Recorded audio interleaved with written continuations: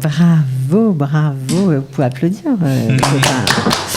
Voilà, alors une entrée un peu bizarre en matière, mais on est là pour vous parler d'une association qui s'appelle Bereshit. En fait, c'est un programme Massa pour les jeunes, et Esther, qu'on vient d'écouter, Esther Jarreau, vient de nous jouer un petit morceau parce qu'elle est musicienne depuis toujours et qu'elle participe à ce programme. On avait envie de l'entendre, voilà, tout simplement. Bon, ça va, elle joue tous les jours comme ça avec vous? Non, pas tous les jours. C'est juste autour du feu. Au coin du feu, elle sort son violon et c'est... D'autres sortent la guitare, les flûtes, et on a qu'elle. On a qu'elle, bon. Non, mais en même temps, elle travaille tellement que... Faut être sympa avec elle, attention, hein. Bon, alors, on va tous vous présenter. Donc, vous participez tous à ce programme Bereshit, ce programme Massa. Donc, Samuel Drey, voilà, ça fait 5 mois que tu es en Israël. Exact. En fait, ça fait tous 5 mois que vous êtes en Israël, à peu près. Ouais. Bon, toi, non, mais... On y reviendra après. Donc, Samuel Drey, voilà, tu es monté de Guadeloupe. Ouais, exact. Donc, tu as grandi en Guadeloupe? Ouais, la deuxième partie de mon enfance, ouais. À partir de 8 ans, j'étais en Guadeloupe. Ok. Joachim Benadi, toi tu es monté de Paris, ça fait aussi 5 mois que tu es là. Ouais. Tu as 19 ans. Et Esther Jarreau, tu es montée aussi de Paris, pareil, même chose. Alors, vous êtes à côté de votre madrir de Krav Maga, votre prof de Krav Maga, Jérémy Hazard, que tout le monde connaît bien. Ici, on est ravis de l'accueillir. Ça va, Jérémy? Super. Alors, ce programme a été monté par Nathan Ben Elbaz. Vous êtes nombreux cette année, je crois 17 personnes, pas mal. Pourquoi vous avez choisi ce programme Massa spécifiquement? Esther? Alors, moi, il faut s'approcher, bien parler près du micro, sinon on ne va pas t'entendre. Moi, c'était vraiment pour l'hébreu et le Krav Maga. Je recherche un programme Massa à la base avec du Krav Maga, du violon et de l'hébreu. Du Krav Maga, du violon et de l'hébreu, ok. Ça va pas évidemment ensemble, mais apparemment ça match. J'ai trouvé Bereshit et même en parlant avec Nathan, il m'a dit si tu veux, on peut t'inscrire au conservatoire à côté et tout, donc ça m'a plu. Finalement, en venant, je me suis rendu compte que j'avais envie de me focaliser vraiment sur le sport et sur l'hébreu, donc j'ai un peu laissé le violon de côté. C'est dommage. Ouais, c'est 5-6 mois, donc ça va. Mais du coup, voilà. Donc c'est vraiment pour ça que je suis venue. Bon, alors, mais la motivation, il y a plein de programmes Massa, il y a beaucoup de choses. Qu'est-ce qui fait qu'on choisit ce programme-là ou ce programme-là? Qu'est-ce qu'il y a de particulier dans Bereshit? En soi, il y a les programmes Massa, quand on les regarde, il y en a beaucoup, on a l'impression que c'est des colonies de vacances ou c'est juste des endroits simplement pour kiffer. Okay. Alors que quand on voit Bereshit, comment ça se passe, c'est un programme Massa, donc ça veut dire on fait des excursions, on fait des choses, on apprend vraiment plein de choses sur nous-mêmes et sur tout ce qu'on voit tous les jours. Mais aussi, c'est une préparation pour la vie en Israël et à l'armée. Donc, il y a vraiment une discipline et c'est pour ceux qui ont vraiment un but. Et pas seulement qui veulent. Donc, ton but, c'est rentrer à l'armée? Ouais. C'est ça. Tu veux être combattant à l'armée? Oui. Ok. Et toi? Ça, je pense que c'est vraiment pour le développement personnel. On comprend vraiment dès le premier mois où on arrive, où on nous met à l'aise, mais en même temps, on nous pousse un peu pas dans nos limites, mais dans les idées qu'on avait. Pour pouvoir vraiment mieux s'adapter en Israël. Donc c'était vraiment ce que je recherchais. Et quand on lit la brochure de Nathan, de Bereshit, donc, on comprend vraiment par ses mots que c'est lui ce qu'il proposait. Et justement, dans le premier mois, on le voit vraiment que c'est ça. Alors, Jérémy, tu as rejoint ce programme-là cette année. Comment ils sont, ces jeunes qui viennent de Paris, tout frais voilà, ils sont en forme d'abord, ça va? Ouais, ils sont top, ça fait partie... moi j'habite Jérusalem, ouais. Le programme il se trouve à Sderot, à Ibim, ouais. Voilà, okay. Donc sans Waze on n'y arrive pas. Okay. C'est loin, enfin, c'est un peu paumé dans la nature. C'est à côté de Sderot. D'accord, voilà. Donc, on peut dire que c'est un peu paumé dans la nature. C'est pas grave. Et c'est vraiment pour moi, malgré la distance en voiture, c'est vraiment le jour avec lequel je suis le plus rempli. J'y vais content, je repars content, parce que vraiment c'est un programme et un groupe exceptionnel. Et ce qu'ils ont dit, ils le représentent. C'est-à-dire que c'est vraiment des gens qui se sont tapés, qui ont progressé, qui ont 1 milliard d'arcs. De flèches à leur arc. Quoi. Ouais, ils ont tous du talent, progressé. Ils ont tous des choses un peu particulières. Ouais, c'est vraiment impressionnant comment ils ont toutes les expériences qu'ils ont à travers ce programme, ils l'utilisent vraiment. Et donc moi en Krav Maga, quand j'ai besoin d'avoir un groupe qui me suit et que j'ai besoin de pousser, ils étaient prêts pour ça et on a bien bossé ensemble. Bon, c'est le bonheur comme vous, comme lui, pour vous, quand il arrive. Ah oui, vous l'attendez. ouais. Tout le monde attend C'est vrai, son jour toute la semaine. Ouais. C'est vrai. Ouais. Mais qu'est-ce qui te plaît dans le Krav Maga? Tu as l'air toute frêle comme ça, il faut se méfier de toi. Moi, j'aime bien le fait de pouvoir me défendre et surtout quand j'étais à Paris, à chaque fois qu'on rentre de soirée ou qu'on est tard le soir dans la rue, en tout cas en tant que fille, t'as toujours hyper peur. Donc je m'étais mise au Krav Maga à Paris pour ça et ça m'avait vraiment plu et j'aime bien me battre parce que ça défoule quoi. Et son cours il est hyper intéressant et il nous met pas de limite en mode genre Dany, tu vas faire ça, tu vois. Donc ça c'est intéressant. Non, c'est vrai. Donc il n'y a pas de limite, tu es entraîné comme les garçons. Oui. C'est ça qui te plaît. Oui. Et tu les frappes et tu te balades. Oui. Elle frappe. Ok.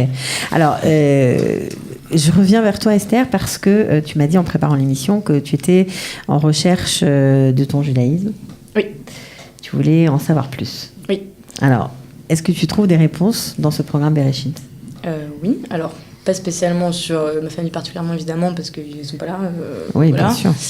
Après, eux, parce que je suis venue, du coup, sont venus par la même occasion en vacances et tout. Et donc là, on a pu plus se rapprocher de ce côté-là, dans un côté plutôt culturel. Et après, au niveau de la région et tout, j'en apprends tous les jours. Et en fait, je me rends compte que c'est vraiment une philosophie qui peut m'intéresser vraiment pour être quelqu'un de meilleur et pour évoluer. Et ça, particulièrement dans les cours de Nathan, donc notre directeur. Et notamment aussi quand Jérémy nous fait une petite morale à la fin des cours de Krav. Il y a une petite morale à la fin du cours de Krav. On ne fait pas que se frapper alors. On fait pas que se frapper. Il cache bien son jeu. Derrière sa barbe. 2 en 1. Et c'est une fausse, Jérémy, on le sait. Elle est fausse.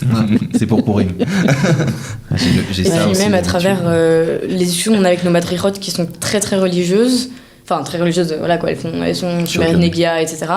Et en fait, c'est des filles qui sont hyper justes. Et dès que tu parles avec elles, t'as l'impression d'avoir genre t'as toutes tes réponses devant toi si t'as un problème ou si t'es pas bien, ou même si tu vas bien et que t'as envie d'en parler, genre.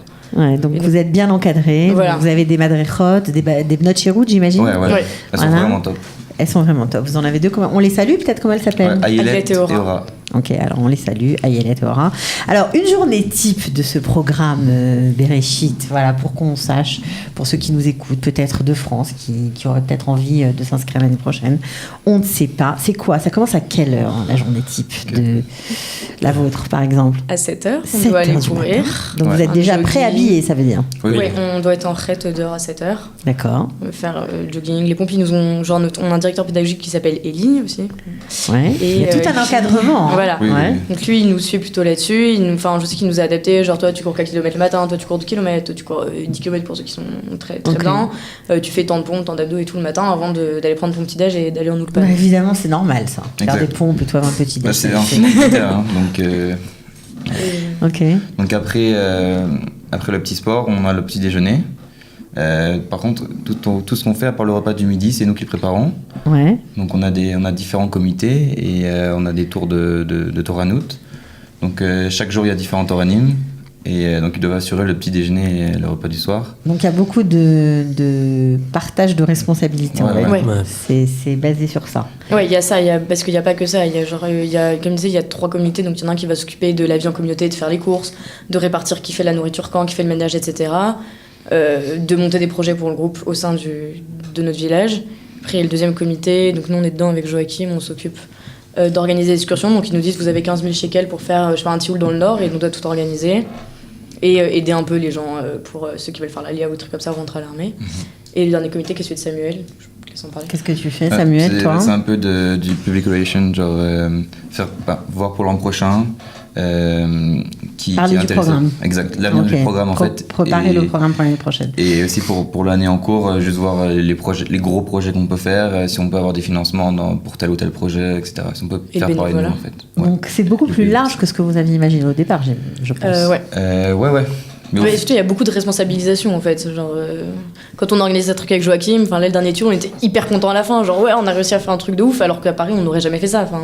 C'était pas envisageable de se dire qu'il faut penser à tout pour 20 personnes. Genre. Ouais. Et c'est vachement gratifiant de voir, par exemple, quand le bus il arrive ou quand tout le monde sort les affaires, toutes les affaires qu'on emmène pour le tioul, de se dire que ça, on a préparé tout ça. C'est Ouais. vachement gratifiant. Mais et on comment vous faites? comprend Vous avez, qu'on vous devient avez grand. bien sûr, vous devenez grand, ça c'est que vous êtes grand. Hein. Vous Non, ne mais devenez pas, vous on l'êtes déjà. mûrit, genre, Oui, c'est- voilà. Ouais. Donc ça On fait- apprend et on. Alors, vous avez bien sûr des responsabilités, mais vous avez aussi des choses, des activités, on va dire, imposées, entre guillemets, parce que Ouais. ce sont des choses auxquelles vous adhérez. Vous faites beaucoup de bénévolat. Et ça, j'ai adoré, vous faites du bénévolat avec les gens du coin, qui sont des Éthiopiens. Ouais. Donc, vous travaillez avec eux, la terre, vous faites de l'agriculture avec eux. Qu'est-ce que vous faites exactement? Exact. Donc en fait, pour reprendre sur la journée, donc après le petit déjeuner, ensuite on a Ulpan de 9h à 12h30. Et après le repas du midi, là on a les activités soit sociales, soit le sport. Et quand c'est l'activité sociale, justement, là on a agriculture.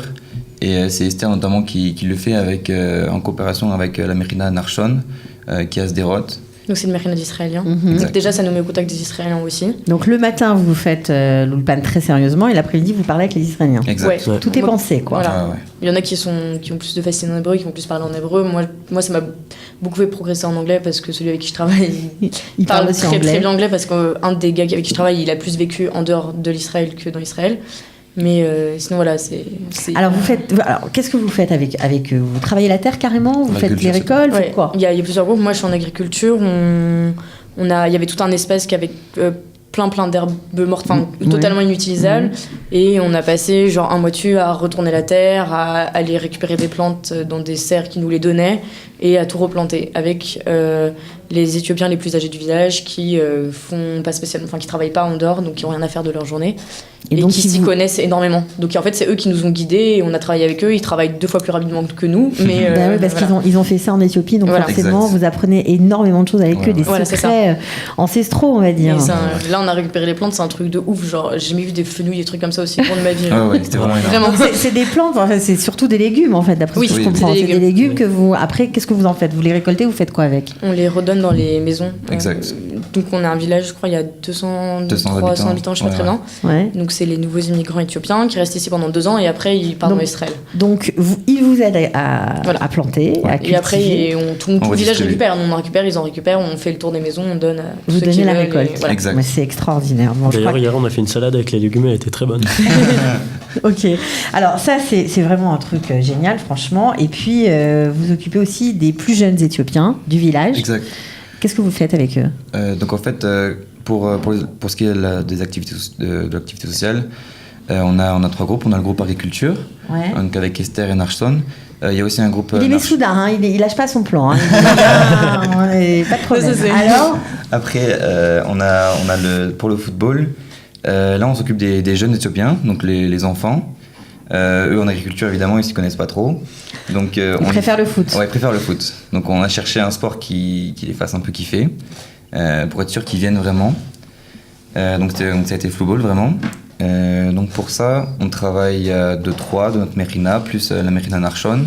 Et on leur fait des cours vraiment, on essaie de faire ça vraiment très sérieusement, genre vraiment des entraînements, pas juste un match de football, pour qu'ils en tirent quelque chose, que ce soit la discipline, je sais pas, arriver à l'heure, ou juste quelque chose de bête, mais juste faire attention au ballon, de toutes les choses comme ça.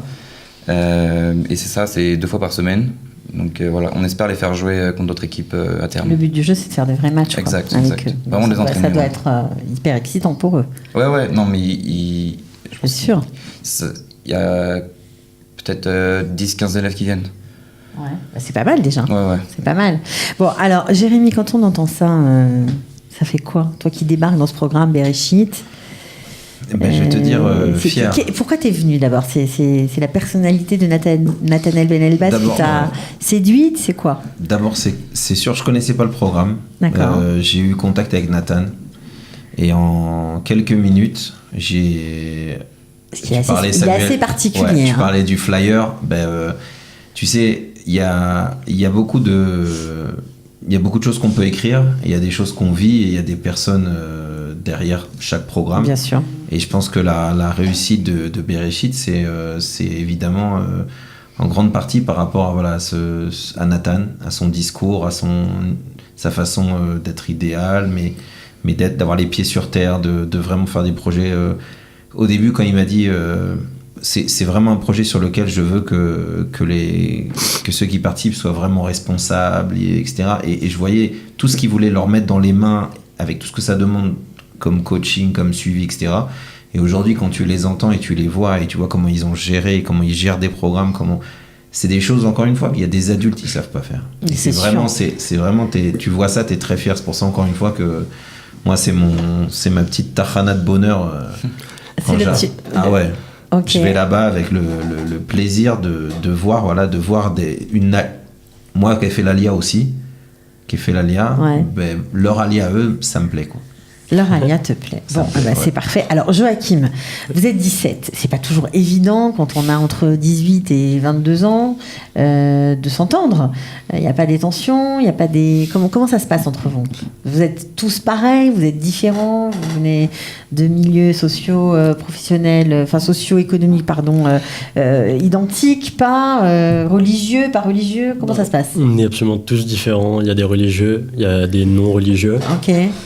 Il y a des gens qui sont nés dans la religion elle-même et il y en a qui ont appris qu'ils étaient juifs il y a 2 ans. Ok. Il y en a qui viennent de familles pauvres, il y en a qui viennent de familles riches. Et en fait, ça nous permet d'apprendre vachement plus les uns sur les autres.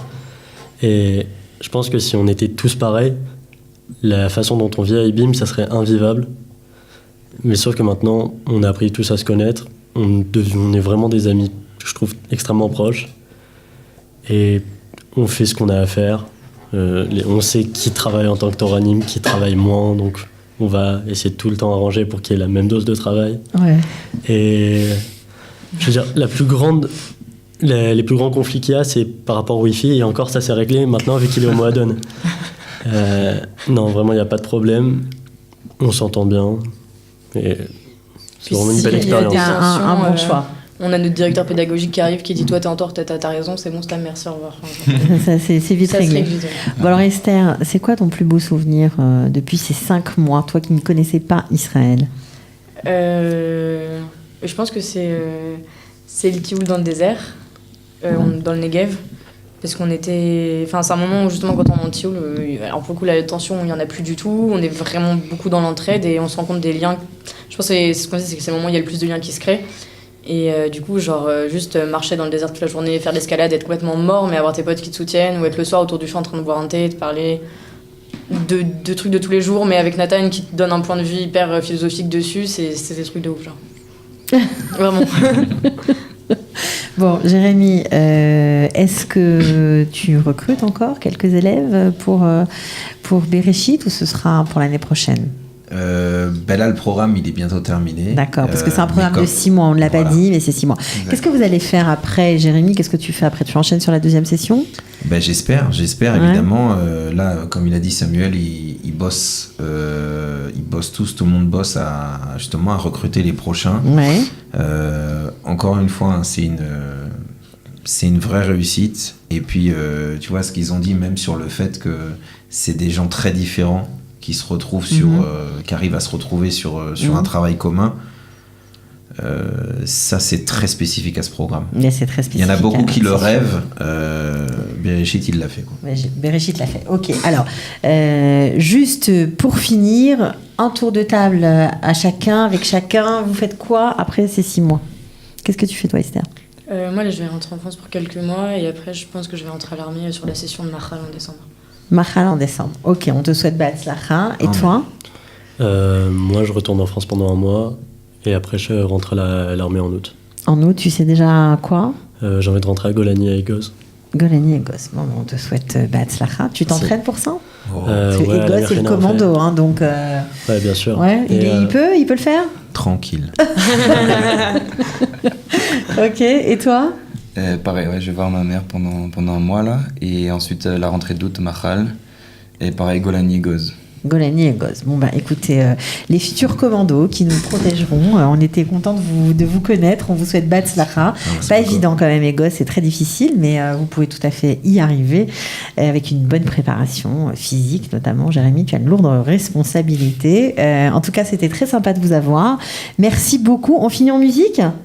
Allez, Esther, allez. On fait comme si qu'on était au feu de camp. Il n'y a pas de feu, mais bon, allez. Alors, je refais du klezmer. Tu fais ce que tu veux, voilà. Merci en tout cas d'être venu et à très bientôt à tous. Plaisir. Ciao.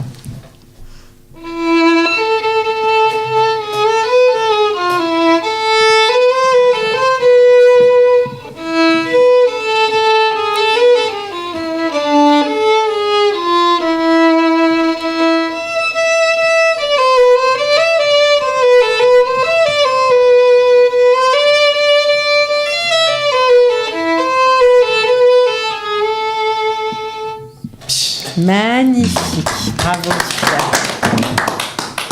super. De la générosité, des talents et du cœur, c'est la sauce du jour sur studioqualita.com.